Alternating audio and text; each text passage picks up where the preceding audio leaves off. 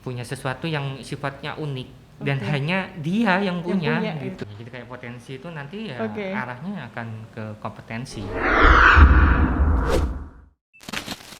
Oke, Itu. Pak. Jadi untuk jenisnya sendiri itu kan ada 5 begitu ya. Ada tidak kira-kira satu orang itu memiliki lebih dari 2 potensi atau satu orang itu hanya punya satu potensi saja? Sangat memungkinkan ya Mbak ya, punya Bisa potensi ya, Pak lebih ya? dari satu. Kalau hanya satu, saya rasa itu tidak mungkin gitu ya. Pasti ada, Iya, iya, minimal iya, iya. dia punya secara fisik. Oke. Terus itu sudah pasti dia punya. Heeh.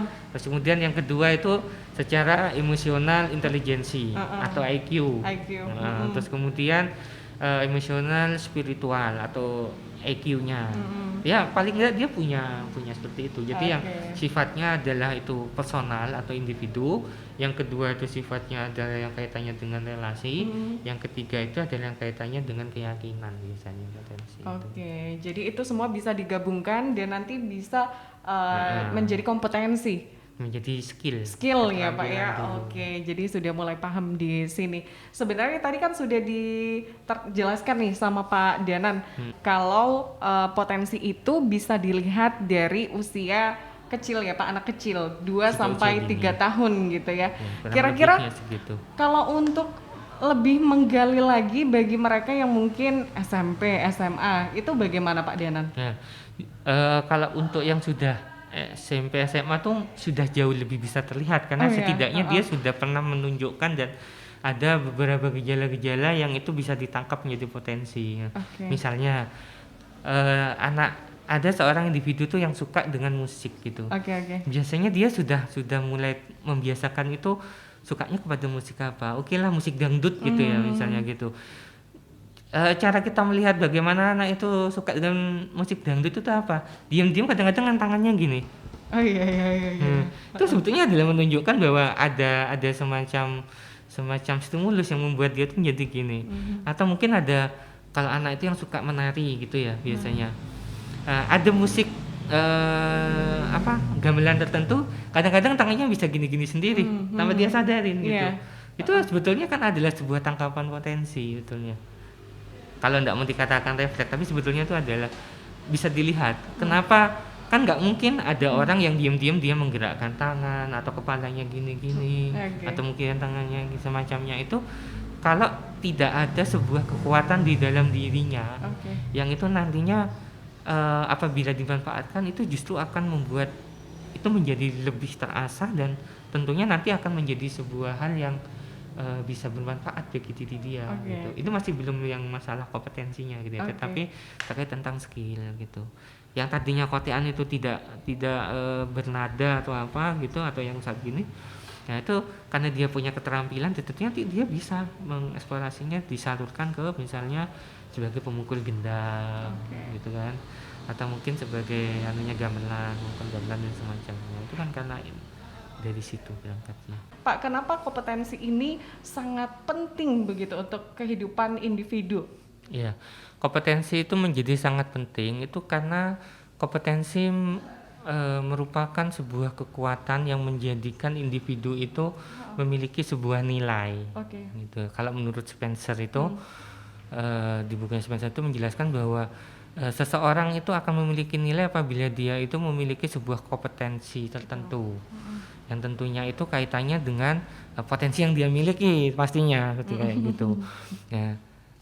Ada ini sedikit Mbak Dewi gitu ya. Sebetulnya ada juga yang itu kadang-kadang orang itu menjadi ambigu ya atau menjadi samar. Ada itu yang namanya passion. Passion. Nah, kadang orang itu melihat sebetulnya itu hanya pada sampai tataran passion saja. Itu soal itu kemudian dinyatakan sebagai dia sudah punya kompetensi, padahal itu hanya passion.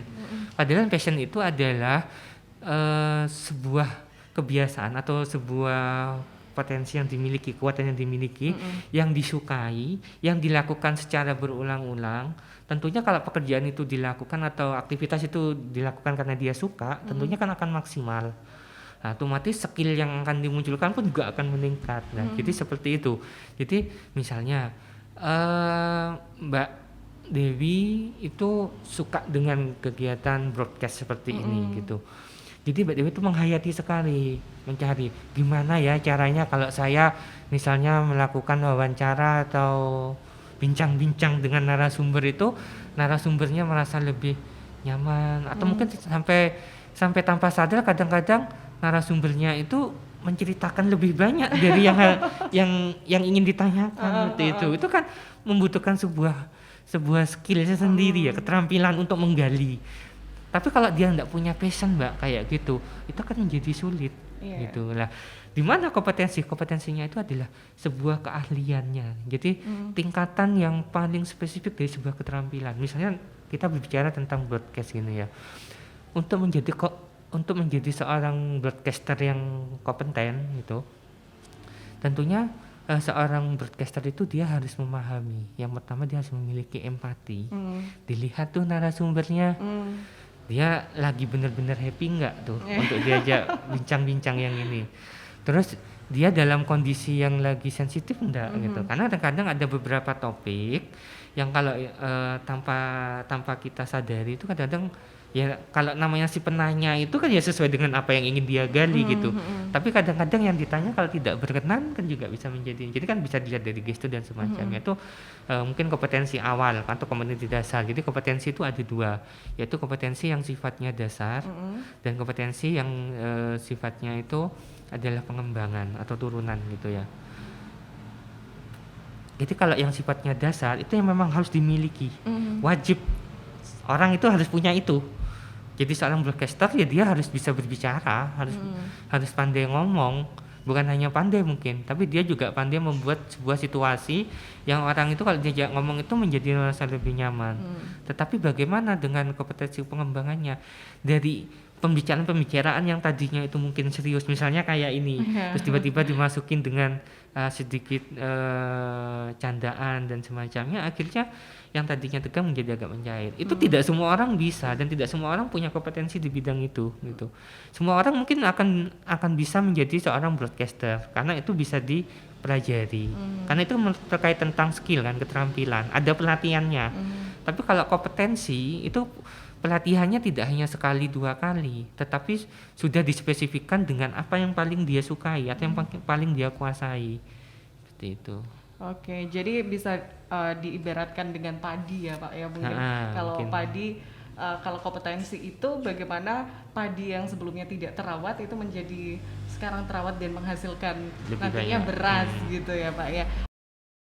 Ternyata itu justru menarik dia karena dia akhirnya menemukan passionnya di situ. Baperan. Nah, dia jadi baperan gitu ya.